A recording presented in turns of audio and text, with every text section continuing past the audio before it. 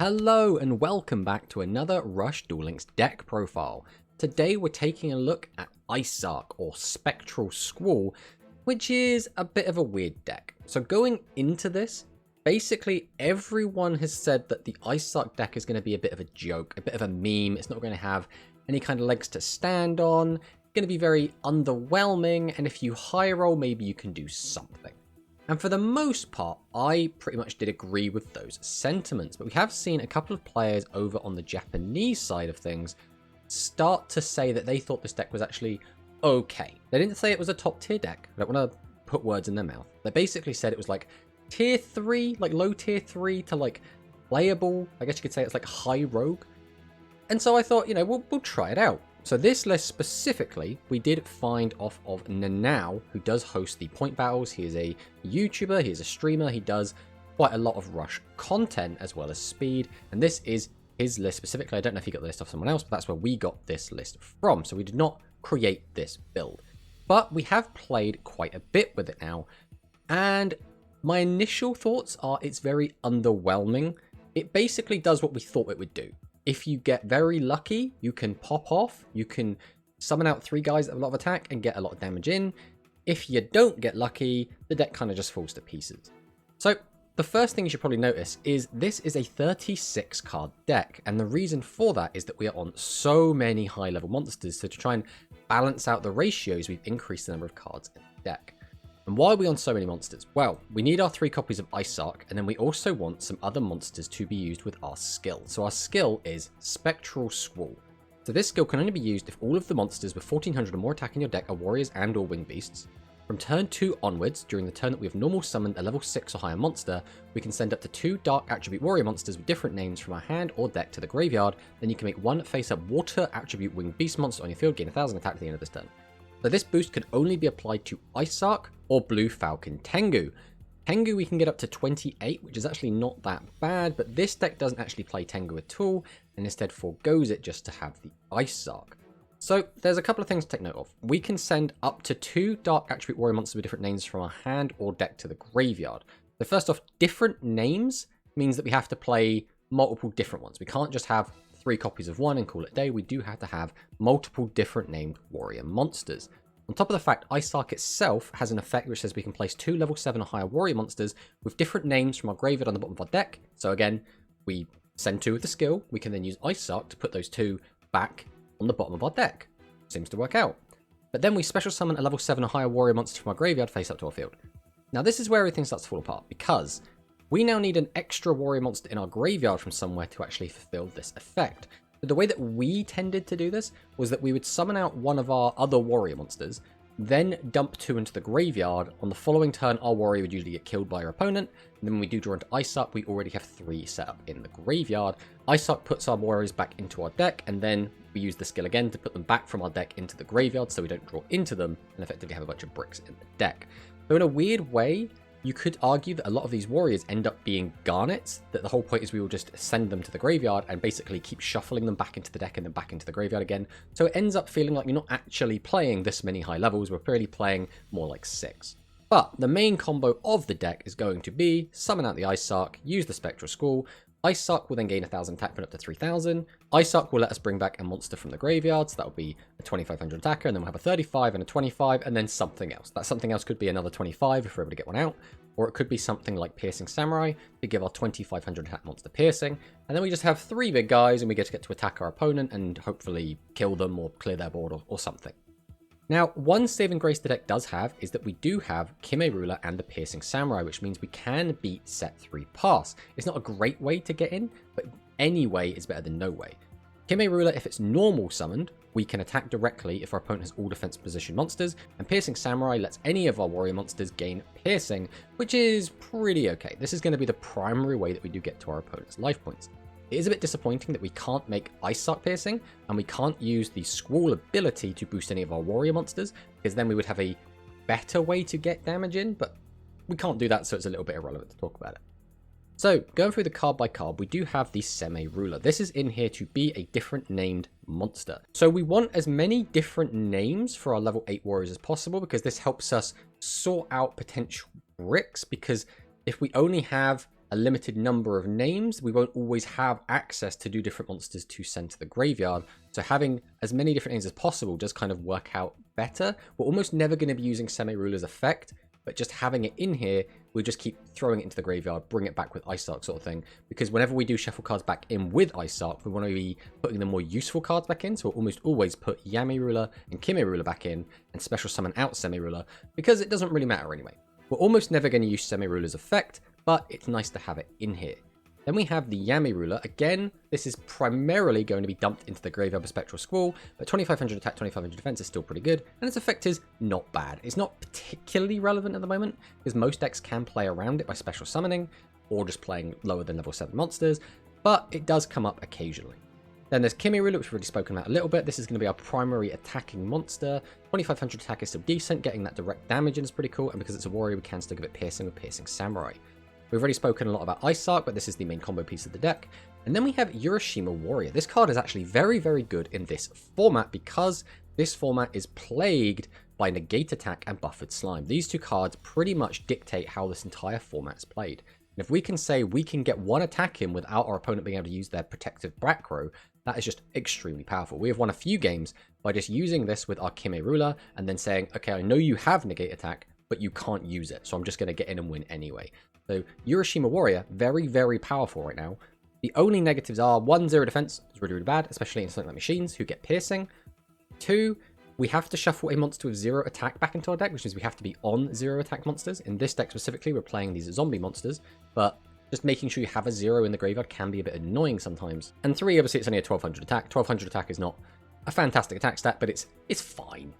Next up we have Essel. So Essel is actually not too bad in this deck. Now, we can't special summon a Kimi Ruler and then use its effect. What we can do is get out any of our warrior monsters and then use Piercing Samurai to give it piercing. Or if we just get back a body, we can tribute summon out a Kimi Ruler from our hand and then have that monster attack directly. And Essel just works to 1, put cards in our graveyard, which is something we do kind of want in this deck, as well as just getting any body so that we can just tribute them off to get out the Kimi Ruler. So it's actually pretty good in here. There is also like a really, really high roll combo you can do, which doesn't necessarily do a ton. But if, for example, we're able to summon out Essel after we've summoned out an Ice Arc, we could use Ice Arc to dump a load of cards into the graveyard, then use Essel to bring back one of those cards that we have dumped into the graveyard, and it creates this little wombo combo. But again, that combo doesn't get you any piercing, doesn't get you any direct attack, so it's not actually that fascinating. Next up, Piercing Samurai. Piercing Samurai, obviously a great card. This card is seeing quite a lot of play in a reasonable amount of decks at the moment. We've actually seen this having some play in Royal Rebel lists. But Piercing Samurai has always been a great way to just get little bits of extra damage in, especially if you know your opponent is playing very low defense monsters. You can just get in for that little bit of extra damage. And when we are playing the 2500 warriors, it works even better. Next up, Siesta Torero. So this is a really good card to put cards back from our graveyard into our deck. We do want to have lots of shufflers, and this deck is quite good at dumping cards into the graveyard. So this is a good way to put them back into our deck, as well as we have synergy by having access to piercing, and we do also have Kimi Ruler, who can again attack directly. Siesta Torero is the only way we have to change monsters to defense, which means obviously if they only have one monster in attack, we can change it to defense and then attack directly with Kimi Ruler, or we can attack over with Piercing Samurai and get him some big piercing damage. Next up, Crawling Torso, because we are on the Zombie Engine. So the Zombie Engine makes sense in here because again we do want 0 attack monsters for our Urashima Warrior, as well as that this is the kind of biggest engine that we can have that doesn't require multiple moving pieces like the Paku Pakuchu and the Beast Engine. But Crawling Torso is really, really decent. It's basically a Seahorse Carrier, but with more attack, less defense, and the monsters we search are all 0 attack monsters with middling defense. So not the best cards in the world, but they do have quite good synergy with the rest of the deck. Then we get to our spell cards. We're on Tribute to the Doomed. Tribute to the Doomed is really, really important in the current metagame because Tribute to the Doomed will always do something, right? With these trap cards going around, it's quite difficult to necessarily get damage in. So if we use something like Shield and Sword and swap everyone's attack and defense, our opponent could just flip over a negate attack and then our Shield and Sword is effectively wasted. Whereas Tribute to the Doomed will always be able to pop something regardless, as well as the fact we can pop face up and face down cards, which is really good to just get 3 attacks and get that 3rd attack in to get some damage. If our opponent has, for example, 2 attack position monsters, we can pop one of them and Tribute to the Doomed and flip one down using Sister Torero, and that gives us an opportunity to get a direct attack with Kimi Ruler, as well as the fact it does out maximums, which this deck can struggle to do. So Tribute to the Doomed just kind of makes sense in here. Then we're on the 1 copy of Avian Spell Tactics. That's because it's limited 3 and we want to play our other 2 limit 3 monsters. But back row hate is always good, and we can use this to stack an Ice Arc, which is pretty cool. We can use it to stack pretty much anything, but Icearc is probably always going to be the main combo piece, the main starter, so that's the card we're going to go for. We're on the 1 copy of Hammer Crush, and the discard on this does actually come up. Being able to get rid of some of these big high-level monsters that are stuck on our hand can actually be really, really good, and more back row hate is always really useful. Then we have 2 Talismanic Seal Array, again, shuffling cards back in, really good to deal with maximums, and we can get some more damage in. Talismanic Seal Array's value has gone down a little bit, I think, with the introduction of Negate Attack and having Buffered Slime, but still pretty good nonetheless. And then obviously we're on the terrible twosome, Negate Attack and Buffered Slime. These cards are in pretty much every deck right now. They are so powerful. They can protect you from dying. They are just really, really powerful right now. And the meta almost revolves around these 2 cards at the moment. If you're able to find them and resolve both of them and your opponent can't, or if you're able to destroy your opponent's copies of these cards, it really does just swing the game into your favor really, really hard. So this is the deck, and overall, it's very middling. It is not a very strong deck, and it does have a lot of weaknesses. First off, the deck doesn't really do much unless you're committing to a large board. And a large board can get broken quite easily by something like Doom Metal. So any deck that has to commit 3 monsters to the board is always in a bit of an awkward situation in the current meta, because Doom Metal does exist and can just wipe your whole board, do a ton of burn damage, and then attack you directly for a ton of damage. But that in itself does make it a little bit awkward. Second off, this deck plays so many high-level monsters that occasionally you will just have a game where you open 3, maybe 4 of them, and you can't play the game. That is not a great situation to be in, and there are quite a few decks at the moment that do have the same problem. I have seen people play builds that do use Tengu instead of this high level monster count, and that build might end up being a little bit more consistent than this build, but this build definitely has that kind of high roll potential. The next problem this deck tends to have is that a lot of our monsters are quite low defense. If we want to try and wall up with Urashima Warrior, or with Siesta Torero, or with Crawling Torso, or even our other zombie monsters, none of them really have very high defense, which means that machines, and more specifically Mirror Innovator, can pierce over us for just a ton of damage, which is really not a situation you want to put yourself in. But yeah, that's the list. Overall, not a big fan of this. I didn't really enjoy playing it all that much. There were a lot of just straight up dead games that didn't go anywhere. And even though we have a lot of replays we're going to show you, I think pretty much every single win we got is in these replays, and there is a lot of losses that did not make these replays. So let's fire into those replays so I can show you what I've been talking about.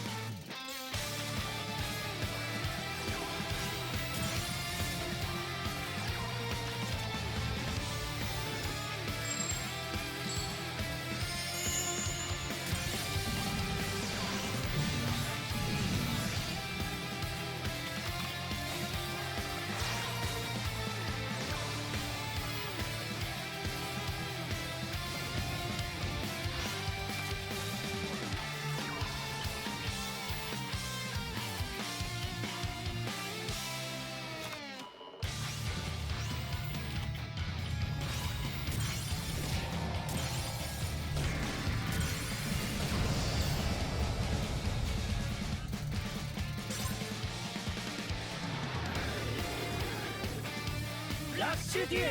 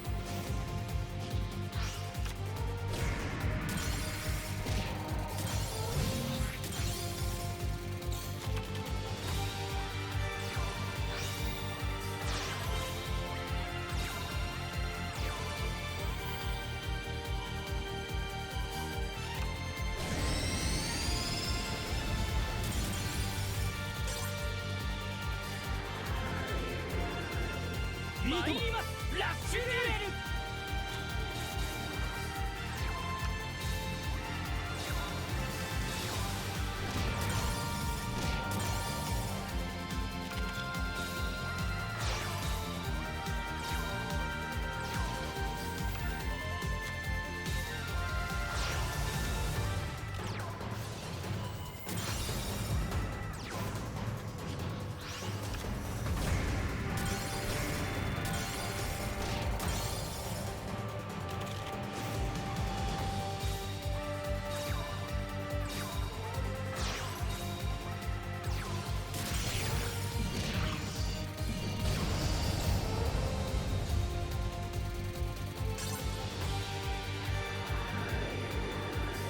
ラッシュデュエル